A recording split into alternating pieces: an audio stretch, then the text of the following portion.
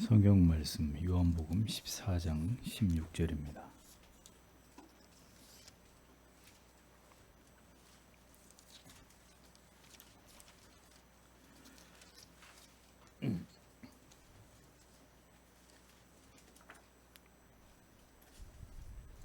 같이 읽겠습니다.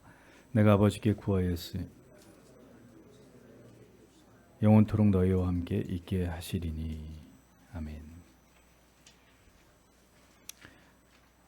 삼일체 교리, 이 교리에 대한 성경적인 증거에 대해서 함께 살펴보겠습니다.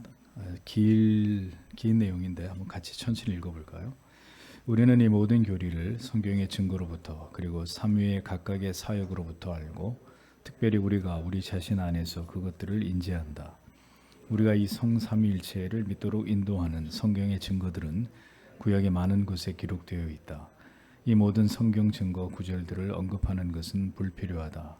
다만 몇몇 성경 증거 구절만 신중하게 선택하여 언급하는 것으로 충분하다. 창세기에서 하나님이 우리가 우리의 형상을 따라 우리의 모양대로 하나님이 자기 형상대로 사람을 창조하시되 하나님은 남자와 여자를 창조하셨다로 한다. 또한 하나님이 보라 이 사람이 우리 중 하나와 같이 되었다라고 말씀하신다. 우리가 우리의 형상대로 사람을 만들자고 하신 하나님의 말씀에서 한 위격 이상의 신적 위격들이 있음을 드러낸다. 그리고 하나님이 창조하셨다고 말씀하실 때 한 분 하나님이 계시다는 것을 제시한다. 하나님께서 얼마나 많은 위격들이 존재하는지에 대해 말씀하지 않으신 사실이다. 그러나 구약에서는 다소 불분명하게 보이지만 신약에서는 아주 분명하다. 우리 주님께서 요단강에서 세례 받으실 때 이는 내 사랑하는 아들이요 라고 하는 하나님의 음성이 들렸다. 아들은 물 가운데 있었고 성령은 비둘기 형체로 아들 위에 내려왔다. 모든 신자들의 세례에 대해 그리스도께서 아버지와 아들과 성령의 이름으로 모든 족속에게 세례를 주라 하고 하는 이 양식을 제정하셨다. 누가복음에서 천사 가브리엘은 우리 주님의 어머니 마리아에게 성령이 내게 임하시고 지극히 높으신 이의 능력이 너를 덮으시리니 이러므로 나실 바 거룩한 자는 하나님의 아들이라 일컬으리라고 선언하셨다. 또한 주 예수 그리스도의 은혜와 하나님의 사랑과 성령의 교통하심이 너희 무리와 함께 있을지어다고 한다. 이 모든 성경 구절에서 우리는 충분히 하나의 유일한 신적 본질 안에 세 위격이 존재한다는 것을 배울 수 있다. 비록 이 교리가 훨씬 넘어선다 할지라도 그럼에도 불구하고 우리는 이 생에서 하나님의 말씀에 근거하여 이 교리를 믿는다. 그리고 우리는 장차 하늘에서 이 교리의 완전한 지식과 열매를 즐기게 될 것을 고대한다. 또한 우리는 우리를 위한 이 삼위의 독특한 직무와 사역에 주의해야 한다. 아버지는 그의 능력으로 인해 우리의 창조주라고 불리워지고 이들은 그의 피로 인해 우리의 구원자와 구속주로 불리워지고 성령은 우리 마음속에 거하심으로 인하여 우리의 성화주로 불리워진다. 성삼위일체 교리는 사도시대 이래로 오늘까지 정통 교부들이 공정하게 정죄한 유대교와 이슬람교와 말시온과 마니교와 프락세아스와 사벨리우스와 바울과 아리우스 등에 대항하여 항상 참된 교회 안에서 유지되고 보존되어져 왔다. 그러므로 이 교리 안에서 우리는 기꺼이 새 신경 곧 사도신경, 니케아 신경, 아타나시우스 신경을 받아들인다. 이는 초기 교부들에 의해 합의 일치된 바와 같다.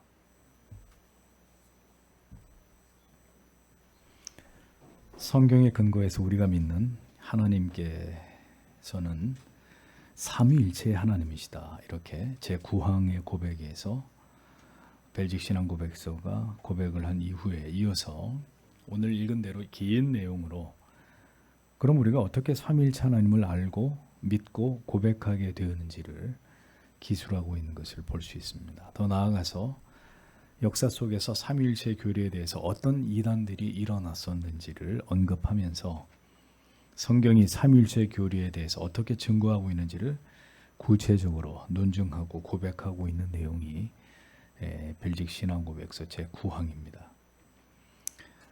인간의 존재를 개미에게 이것을 설명할 수 없듯이 신이신 하나님의 존재를 인간에게 설명하는 데는 분명히 그 한계가 존재합니다. 만약 우리가 하나님에 대해서 우리가 하나님에 대한 지식을 배울 때 우리가 이해할 수 있는 지식의 범위 안에서 충분히 하나님의 존재하심이 설명된다면 저는 오히려 그 하나님을 인정하지 못할지도 모르겠습니다. 인간의 이성으로 충분히 파악되는 존재가 어떻게 전지전능한 신일 수 있겠습니까? 그러므로 우리가 경외하고 사랑하는 하나님을 삼위일체의 하나님으로 우리에게 신비한 방식으로 설명하시면서 우리에게 믿음을 요구하시는 것이야말로 더욱 그 하나님을 신뢰하도록 만드는 하나님의 섭리가 아닌가, 저는 이렇게 분명히 생각을 합니다. 자유주의 신학을 추구하는 자들과 우리들과의 가장 큰 차이는 이것입니다. 자유주의를 추구하는 자들은 진리를 인간의 이성과 통찰과 경험으로만 파악하려고 합니다. 그러나 진정한 개혁된 신자는 진리는 우리의 통찰과 이해와 경험 그 너머에 존재하고 진리는 오직 하나님의 말씀과 일치한다는 사실만을 믿습니다. 개혁된 신자들 역시도 진리를 경험합니다. 그러나 우리는 성경을 통해서 경험합니다. 그래서 우리는 이 모든 것을 성경의 증거와 삼위 하나님 각 위의 사역으로부터 알고 특별히 우리가 우리 자신 안에서 이것을 인지한다고 고백서는 이렇게 고백을 하고 설명을 합니다. 하나님의 계시의 말씀인 성경은 하나님 자신에 대해서 삼위일체 하나님으로 선명하게 증언하고 있습니다. 성경이 만일 하나님에 대해서 삼위일체가 아닌 다른 교리를 말씀했다면 우리는 그 말씀과 교리를 따라야 될 것입니다. 그러나 우리는 성경의 진리가 하나님 자신에 대해서 분명하게 삼위일체 하나님이라는 사실을 뚜렷하게 그 증거를 성경을 통해 제시하고 있기 때문에 성경이 말씀하고 있는 바로 그 하나님을 우리는 믿고 있는 것입니다. 하나님께서 믿음을 선물로 주신 이들은 이 삼위일체의 교리에 대해서 절대로 이것을 의심하거나 회의적으로 바라보지 않습니다. 이것이 그대로 믿어지게 되고 그렇게 하나님을 파악하는 것을 가장 올바른 것이라고 스스로 인정하게 됩니다. 그 사람이 하나님의 택함을 받은 참신자입니다. 이게 그렇게 어려운 문제가 아닌 것은 이 삼위일체의 하나님에 대해서 성경이 우리에게 매우 뚜렷한 증거를 분명하게 우리에게 보여주고 있기 때문입니다. 구약에서부터 신약에 이르기까지 이 교리는 점진적으로 삼위일체 하나님에 대한 교리를 밝히 계시하고 있음을 우리에게 보여주고 있습니다. 삼위일체 하나님으로 우리가 하나님을 인식할 수 있는 증거가 되는 구절들은 구약의 여러 곳에 기록이 되어 있습니다. 벨직 신앙 고백서는 그 가운데 신중하게 두 군데의 구절을 그 근거로 제시하고 있죠. 그것이 바로 창세기 1장 26절, 27절 같은 책 3장 22절에 각각 이것이 기록이 되어 있습니다. 하나님이 가라사대 우리의 형상을 따라 우리의 모양대로 우리가 사람을 만들고 그로 바다의 고기와 공중의 새와 육축과 온 땅과 땅에 기는 모든 것을 다스리게 하자 하시고 하나님이 자기 형상 곧 하나님의 형상대로 사람을 창조하시되 남자와 여자를 창조하시고 3장 22절에는 여호와 하나님이 가라사대 보라 이 사람이 선악을 아는 일에 우리 중 하나같이 되었으니 그가 그 손을 들어 생명나무 실과도 따먹고 영생할까 하노라 하시고 이렇게 기록이 되어 있습니다. 자, 이 구절들을 보면 하나님의 말씀 안에서 하나 이상의 신적 위격이 존재하심을 우리에게 보여주고 있습니다. 하나님이라는 단수와 우리라는 복수 대명사가 같이 한 구절 안에서 사용되고 있습니다. 이것은 분명히 한 분 하나님이 복수로 계신다라는 사실을 우리에게 알려주는 것입니다. 우리의 형상이라는 표현 속에서도 우리라는 복수와 형상이라는 단수가 복합적으로 사용되고 있는 것을 보게 됩니다. 그러니까 하나의 형상 안에 복수의 위격들이 존재하고 계심을 명백히 계시하고 있는 이런 말씀입니다. 그런데 구약에서 언급하고 있는 이 삼위일체 교리의 근거가 되는 말씀들 속에는 분명히 하나님의 위격이 복수로 우리라고는 표현되어 있는 것이 확실한데 그것이 몇 위로 구분되는지에 대해서는 구체적으로 말씀이 기록되어 있지 않다는 거죠. 우리라는 복수 대명사는 2명 이상을 말하는 거죠. 그런데 둘인지 셋인지 넷인지 다섯인지 정확히 나타나 있지가 않다는 것입니다. 그런데 구약에서 우리라고만 말씀하신 하나님의 복수적 위격이 자 이제 신약으로 접어들면서는 이 복수의 위격이 구체적으로 셋이라는 사실이 선명하게 드러나는 것을 볼 수 있습니다. 이렇게 하나님의 계시가 점진적으로 밝히 드러나고 있음을 성경이 우리에게 보여주고 있다는 것입니다. 신앙고백서는 삼위일체 교리에 관해서 다소 불분명했던 구약의 증거들에 이어서 신약으로 넘어가면서 이 교리를 증명할 수 있는 더 확실하고 결정적인 근거가 되는 구절을 이어서 밝히고 있다는 거죠. 그것이 바로 마태복음 3장 16절에서 17절 말씀입니다.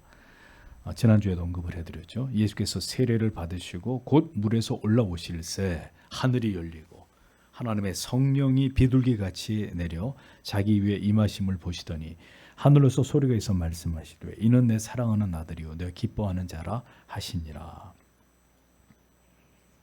성자께서 세례를 받으실 때 성부의 음성이 들렸고 성령은 비둘기 같은 형태로 성자에게 임하시는 이 삼위의 하나님이 이 한 문장 속에 분명하게 드러나고 있는 것을 성경은 우리에게 증언하고 있는 것입니다. 둘째는 마태복음 28장 19절에 그러므로 너희는 가서 모든 족속으로 제자를 삼아 아버지와 아들과 성령의 이름으로 세례를 주고 라고 기록되어 있는데 이 구절에서도 이름은 단수로 하나님이 한 분이심을 증거하면서 복수인 아버지, 아들, 성령 한 분 하나님의 복수의 위격을 이렇게 분명하게 삼위로 증거하고 있는 것을 볼 수 있습니다. 셋째는 누가복음 1장 35절입니다. 천사가 대답하여 가로되 성령이 내게 임하시고 지극히 높은 이의 능력이 너를 덮으시리니 이러므로 나실 바 거룩한 자는 하나님의 아들이라 일컬으리라 이렇게 기록이 되어 있습니다. 천사 가브리엘이 우리 주의 어머니 마리아에게 잉태하신 그리스도에 대해서 소개를 하면서 하나님의 성삼위에 대한 증거를 성령, 지극히 높으시니 그리고 하나님의 아들 이렇게 셋으로 분명히 구분해서 기록한 것을 보여주고 있습니다. 넷째는 고린도후서 13장 13절입니다. 주 예수 그리스도의 은혜와 하나님의 사랑과 성령의 교통하심이 너희 무리와 함께 있을지어다. 이 말씀 속에서 삼위일체의 하나님에 대한 구별이 분명하게 계시되어 있는 것을 볼 수 있습니다. 민수기 6장 24절에서 26절에는 구약시대의 제사장들이 하나님의 이름을 3번 부름으로 주의 백성들을 이렇게 축복했습니다. 11시 예배 때 제가 마지막으로 축도할 때 바로 이 구절을 인용하죠. 여호와는 내게 복을 주시고 너를 지키시기를 원하며 또 두 번째로 여호와는 그 얼굴을 내게 비추사 은혜 베푸시기를 원하며 세 번째로 여호와는 그 얼굴을 내게로 향하여 드사 평강 주시기를 원하노라. 이렇게 3번 여호와의 이름을 부름으로써 하나님의 백성들을 축복하지 않았습니까? 구약시대 제사장들이 하나님의 이름을 3번 부름으로 하나님의 백성들에게 축복 기도를 하던 것을 신약시대에 이르러서는 사도가 주 예수 그리스도와 하나님과 성령 이렇게 정확하게 삼위 하나님의 이름으로 축복하게 된 것을 보여줍니다. 이 모든 성경 구절에서 우리는 충분히 하나의 유일한 신적 본질 안에서 세 위격이 존재하고 계신다라는 것을 배울 수 있다. 이렇게 신앙고백서가 설명을 하고 있는 것이죠. 이어서 고백서는 비록 이 교리가 모든 인간의 이해를 훨씬 넘어선다 할지라도 그럼에도 불구하고 우리는 이 생에서 하나님의 말씀에 근거하여 이 교리를 믿는다. 그리고 우리는 장차 하늘에서 이 교리의 완전한 지식과 열매를 즐기게 될 것을 고대한다. 이렇게 고백하고 있습니다. 삼위일체 교리가 인간의 이성으로 이해할 수 있는 범위 그 너머에 존재할지라도 우리는 인간의 이성을 근거로 이것을 수용하는 것이 아니라 하나님의 기록된 말씀을 통해서 이것을 근거로 이 교리를 믿는다라고 고백합니다. 그렇습니다. 거듭난 신자는 이 교리에 대해서 한치의 의심이나 불신을 갖지 않습니다. 이 교리를 그대로 믿고 고백하게 됩니다. 태초에 하나님이 천지를 창조하시니라. 이 구절을 우리가 분명히 믿고 의심하지 않듯이 삼위일체의 교리에 대해서도 동일한 입장을 갖게 되는 것입니다.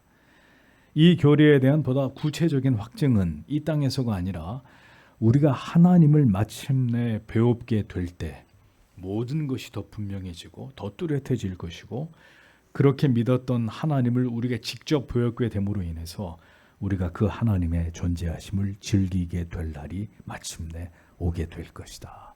이렇게 고백합니다. 바울은 그래서 고린도전서 13장 12절에서 이렇게 고백한 것을 볼 수 있습니다. 우리가 이제는 거울로 보는 것 같이 희미하나 그때에는 얼굴과 얼굴을 대하여 볼 것이요 이제는 내가 부분적으로 아나 그때에는 주께서 나를 아신 것 같이 내가 온전히 알리라. 이렇게 말씀하고 있습니다. 삼위일체 하나님에 대한 모든 신비는 우리가 영원한 하나님의 나라에 들어가게 될 때 완전하게 다 풀리게 될 것이고, 우리가 그토록 뵙고 싶었던 영광스러운 하나님을 마침내 배웁게 될 것입니다. 물론 우리도 지극히 영광스러운 존재로 변화된 채로 말입니다. 그것이 얼마나 우리에게 감격스러울지를 여러분 생각해 보십시오. 이어 우리의 고백서는 이렇게 말합니다. 또한 우리는 우리를 위한 이 삼위의 독특한 직무와 사역에 주의해야 한다. 아버지는 그의 능력으로 인해 우리의 창조주라고 불리워지고, 아들은 그의 피로 인해 우리의 구원자와 구속주로 불리워지고, 성령은 우리 마음속에 거하심으로 인하여 우리의 성화주로 불리워진다. 이렇게 설명합니다. 우리는 삼위 하나님께서 어떤 경륜 속에서 우리 안에서 역사하시는지에 대해서 주의 깊게 이해할 필요가 있습니다. 먼저 성부 하나님은 우리의 창조주가 되신다. 창세 전에 그리스도 안에서 우리를 택하셨고 이 땅을 지나가는 동안 우리를 거듭나게 하심으로 양자 삼으셨습니다. 그로 인해 우리를 하나님의 자녀로 삼으신 분이 성부 하나님이십니다. 창세전에 우리가 택함을 입었다 할지라도 이 세상에 우리가 태어나 살아가는 가운데서 우리는 영적으로 거듭나게 되는 기가 막힌 이런 체험을 하게 되었고, 하나님의 자녀가 되어서 하나님의 견인의 대상으로 돌보심을 받으면서 살아가고 있는 것입니다. 또한 3위 가운데 2위가 되신 성자 하나님을 우리는 구속의 주라고 그렇게 부르고 그렇게 경험하게 된다고 얘기합니다. 우리는 죄 가운데 태어나서 매일 죄 가운데 살고 이 죄로부터 구속이 필요한 존재라는 사실을 절감하게 됩니다. 우리에게는 오직 예수 그리스도만이 유일한 희망이 되시고 그리스도를 믿음으로서만 구원에 이르게 됨을 알고 있습니다. 우리는 그리스도 안으로 들어가는 세례를 통해서 하나님의 자녀가 되었음을 공적으로 표하게 되는 것이고, 성만찬에 참여함으로 그리스도와의 신비한 연합과 인치심을 통해서 영적으로 계속해서 성장해 나아가게 된다는 것이죠. 또한 우리는 삼위의 셋째 위이신 성령 하나님께서 언제나 우리 안에 우리와 함께 거하심으로 우리를 성화시켜 나가는 분으로 성령을 경험하면서 살아가고 있습니다. 성령은 우리에게도 오늘 은혜를 베풀어 주십니다. 우리가 성경을 읽고 예배 가운데 나아가 하나님의 말씀을 듣고 성찬에 참여하고 하나님께 간절히 기도하고 성도가 함께 모여서 사랑 안에서 교제할 때 성령이 우리 가운데 역사하시는 것을 경험하게 됩니다. 고백서는 성부 하나님을 그래서 창조주로, 성자 하나님을 구속주로, 성령 하나님을 성화주라고 구별하고 있지만 이것은 각 위의 경륜적 사역을 설명하는 것입니다. 각 위의 사역은 다른 위와 전적으로 분리되어 있지 않고 서로 공유되고 연합하십니다. 왜냐하면 이 삼위가 일체이기 때문이죠. 삼위일체 하나님의 각 위의 사역을 이렇게 경륜적으로 구별함으로써 우리는 하나님께서 우리의 구원을 위해서 행하신 사역들을 더 구체적이고 분명하게 이해하고 알게 되고 경험적으로 이것을 우리가 체험하게 되는 것입니다. 자, 이어서 벨직 신앙 고백서는 성삼위일체 교리는 사도시대 이래로 오늘까지 정통 교부들이 공정하게 정죄한 유대교와 이슬람교와 말시온과 마니교와 프락세아스와 사벨리우스와 사모사타의 바울과 아리우스 등에 대항하여 항상 참된 교회 안에서 유지되고 보존되어져 왔다. 이렇게 설명을 합니다. 그러니까 삼위일체 교리는 사도 시대로부터 오늘에 이르기까지 교부들이 여러 이단들로부터 굳건히 지켜온 것으로 참된 교회 안에서 유지되고 보존되어 온 것이다라고 고백을 하고 있습니다. 초대교회 때부터 이미 교회가 처음 생겨나던 그 시대부터 사탄 마귀는 집요하게 이 삼위일체 하나님에 대해서 공격하고 진리를 교란시켜 왔습니다. 이런 일들은 주님께서 재림하실 때까지 지상교회 안에서 계속해서 일어나게 될 일들입니다. 그러하기에 교회와 성도는 반드시 성경과 교리에 정통하고 이것으로 우리의 영혼을 무장해야 됨을 중요하게 여기지 않으면 안 된다는 거죠. 이렇게 교리를 투철하게 가르치지 않았기 때문에 이만희 같은 인간이 제2의 보혜사다 이런 미친 소리를 듣고 수많은 사람들이 신천지로 넘어가는 말도 안 되는 일들이 일어나는 것입니다.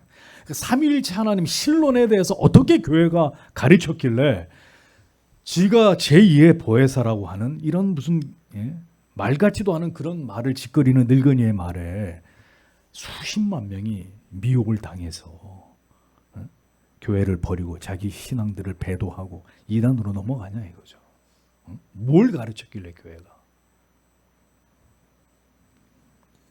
오늘날 교회가 정통 교리를 성도들에게 가르치지 않았기 때문에 이단들이 결국 창궐하게 되고 많은 영혼들이 미혹되는 일들이 일어나게 되는 것입니다. 성령론에 대해서 제대로 가르치지 않으니까 결국은 신비주의, 은사주의, 직통계시, 신사도주의 다 넘어가는 거죠. 그쪽으로. 어처구니 없는 일들이 초대교회에서만 일어나는 게 아니라 지금도 버젓이 일어나고 있단 말이에요. 유대교와 무슬림, 하나님은 오직 한 분이라는 일신론을 믿습니다. 그들은 삼위일체를 부정합니다. 이들은 분명 하나님의 아들이신 메시아를 철저하게 거부하고 거절합니다. 우리와 근본 다른 신들을 믿고 있는 자들입니다. 종교다원주의를 지지하는 세계교회협의회 WCC를 통해서 이들은 상호 친교를 원하고 이것을 지금 추진하고 있지만 개혁된 교회는 우리의 목에 칼을 들이밀어도 이들과는 절대로 하나가 될 수 없습니다. 삼위일체를 부정하고 일신론을 믿는 자들하고 우리가 어떻게 하나가 됩니까? 죽으면 죽었지. 그들은 우리와 다른 신관을 가지고 있는 자들입니다. 초대교회에 있었던 삼위일체를 부정하는 다른 이단들을 살펴보겠습니다. 마르시온은 2세기에 나타나 활동했던 종파인데 마르시온이 창시자입니다. 그들은 주 150년경 로마에서부터 시작되었는데 마르시온은 구약의 신은 벌을 주는 악한 신이고 신약의 신은 구약의 신과 전혀 다른 사랑의 신이다 이렇게 주장을 했습니다. 예수님은 구약의 신의 아들이 아니라 신약의 신의 아들이라고 주장을 하면서 구약을 버리고 신약의 책들 가운데서도 구약과 연관된 책들은 전부 다 부정했습니다. 그 결과 그들은 복음서 가운데서 누가복음만 재편집해서 이것을 받아들였고 바울 서신 중에는 10개의 서신만 인정했습니다. 이것이 바로 마르시온파입니다. 그 다음에 마니교는 주 3세기에 살았던 마니가 창시한 이단입니다. 그는 페르시아인인데 자신이 예수님이 약속하신 보혜사라고 주장을 했습니다.